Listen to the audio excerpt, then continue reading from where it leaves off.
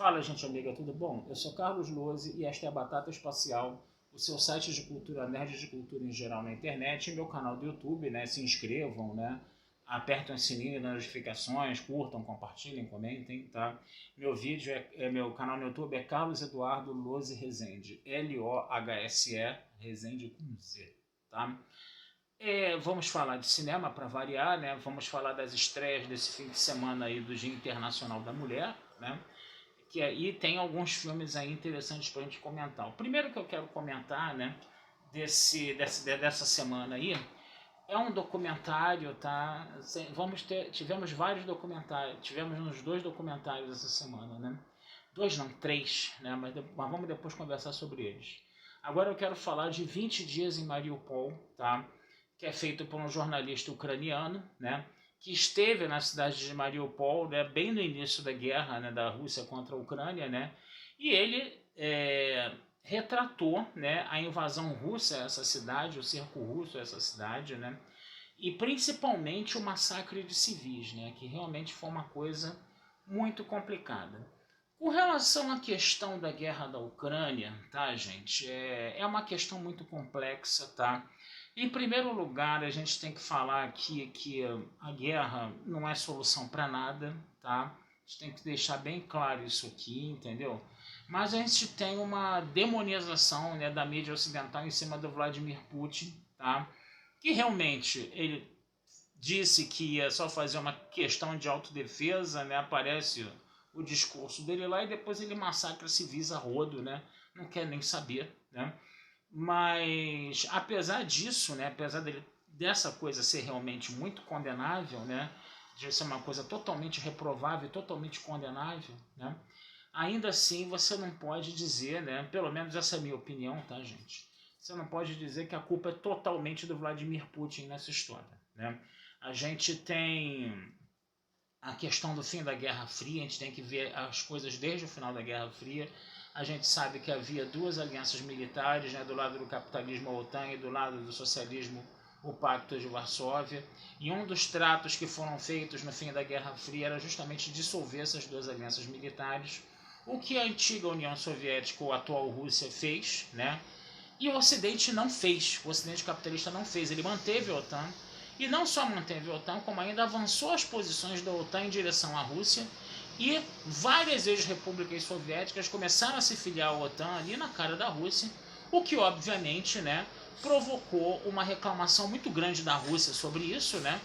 E é uma questão bem parecida com o que aconteceu na crise dos mísseis, né, de Cuba, né, na década de 60, quando a União Soviética colocou mísseis nucleares em Cuba, a poucos quilômetros de Miami, a 157 quilômetros de Miami, para ser mais exato, né? E os Estados Unidos bateram o pé a ponto de ameaçar uma terceira guerra mundial. Foram 10 dias ali que ficou uma queda de braço entre essas 2 superpotências e que todo mundo ficou com medo de que uma terceira guerra mundial acontecesse, até que a União Soviética recuou. Agora está acontecendo exatamente a mesma coisa, só que o inverso, né? Agora o Ocidente é que está partindo para cima da Rússia, né? E a Rússia, desde o fim da Guerra Fria, reclamando disso, sempre reclamando disso. Procurem um documentário, tá? Uma série de 4 programas do Oliver Stone, onde ele entrevistou o Vladimir Putin já atentava para isso, né? E aí o que aconteceu? Chegou um momento em que a Ucrânia também ia se filiar à OTAN. E quando a Ucrânia se filia à OTAN, né, a Vladimir Putin falou, não, agora chega, né? Agora realmente não dá mais para ficar só reclamando, ficar só relevando o que a OTAN está fazendo, tá? Senão daqui a pouco vai ter tanque americano aqui na Praça Vermelha, né? E aí ele acabou partindo para essa solução, que não é bem uma solução, né? Que é essa questão da guerra, né? Que é uma coisa altamente condenável, porque está havendo massacre de civis, o documentário mostra isso bem claramente, né? Massacre de crianças, de mulheres grávidas, uma maternidade foi explodida, coisa e tal, né? E a Rússia dizendo, né, que é fake news, né, que é guerra de informação, coisa e tal, né? Mas o documentário mostra isso, né? Mostra realmente o documentário, acho que ele foi até feito, entendeu? Para desmentir, né, essa tese da fake news, né? Onde ele mostra mesmo, né, a coisa meio sendo filmada ali em loco, entendeu? Sem cortes, né? E você percebe realmente que a situação ali tá braba, que a situação ali tá complicada, né? Ele mostra todas as imagens, né, que foram gravadas, né, em Mariupol, né, para desmentir, né, até para desmentir essa coisa de que era uma fake news. Então você vai vendo coisas horríveis, né? Por exemplo, você começa com a cidade sofrendo os primeiros bombardeiros, daqui a pouco ele fica no hospital, que é o lugar mais seguro, né? Ele vai para o interior de abrigos, né, que são os porões dos prédios, né? Entrevista as pessoas em pânico, né, em desespero ali, né? E principalmente ele mostra o trabalho, né, dos médicos nos hospitais tentando salvar vidas, né? E eles não conseguem na grandíssima maioria das vezes, que as pessoas realmente chegam lá e chegam mortas, né, no caso, né? E que você vê histórias muito chocantes. É um filme que tem, como se fala hoje em dia, né, cenas gráficas. Mas cenas gráficas é o que no final das contas? Você está vendo violência explícita ali, né, no caso, né? Só para a gente traduzir mais para um termo mais, sei lá, da nossa época, de uma época mais antiga, né, vamos dizer assim, né?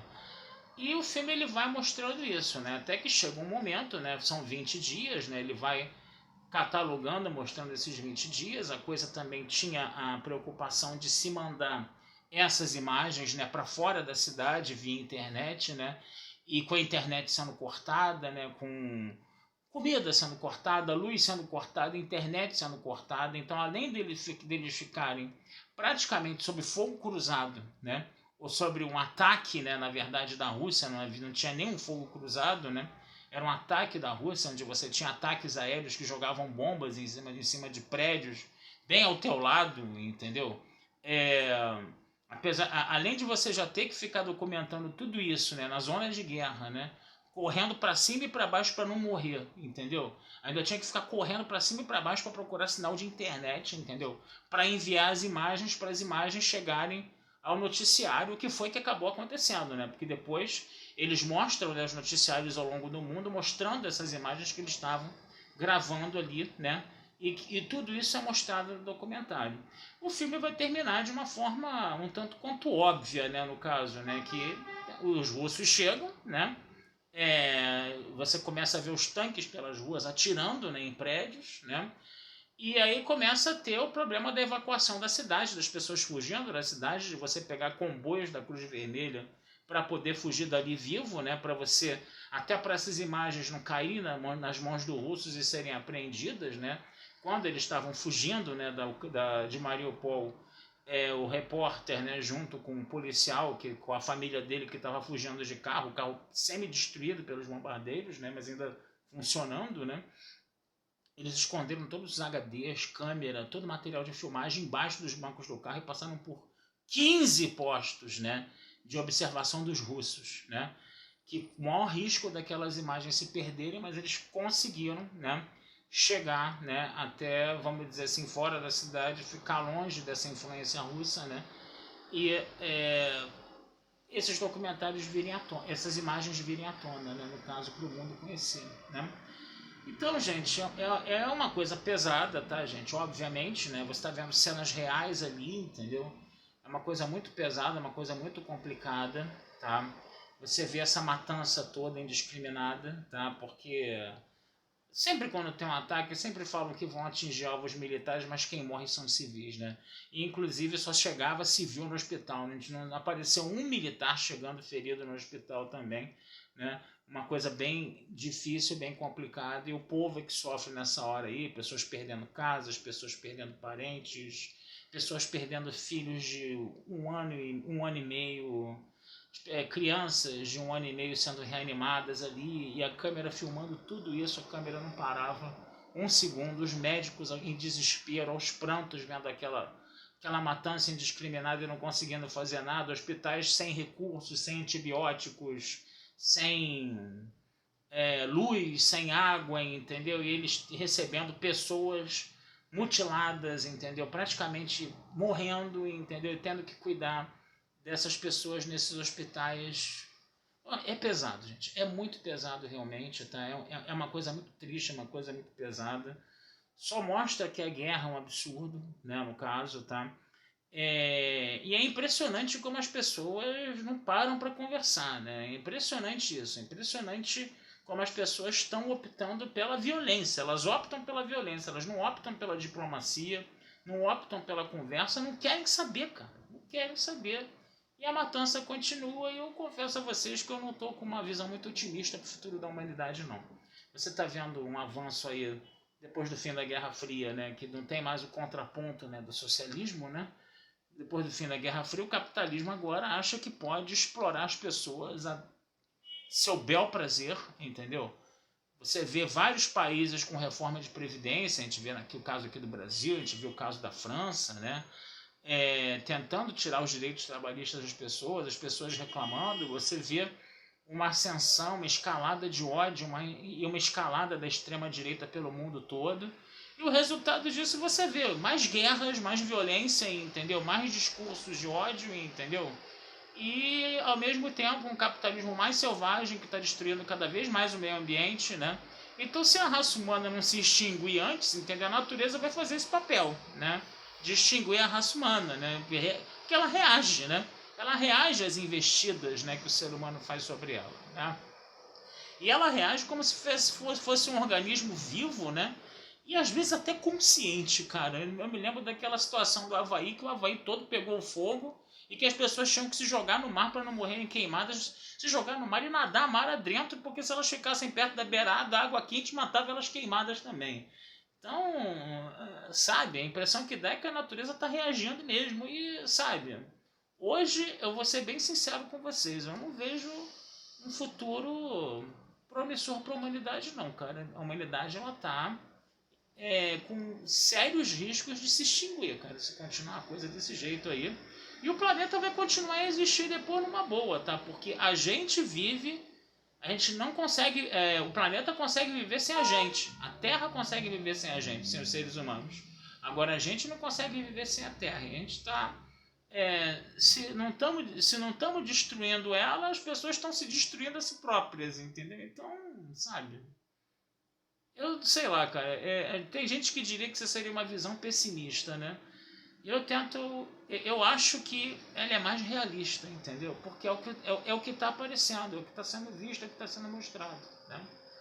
Mas bom, então vou ficando por aqui, tá, gente? Desejando vida longa e próspera a todos, tá? Não deixem de visitar meu site batataespacialtudojunto.com.br, né? Enquanto o planeta e a humanidade ainda existem, né? E futuramente a gente vai conversar sobre mais filmes aí com vocês, né? Enquanto a humanidade ainda existir, né, no caso, né?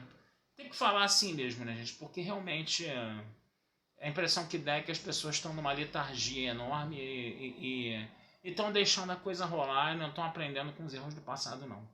Mas é isso, tá? Um abração, fui e até a próxima.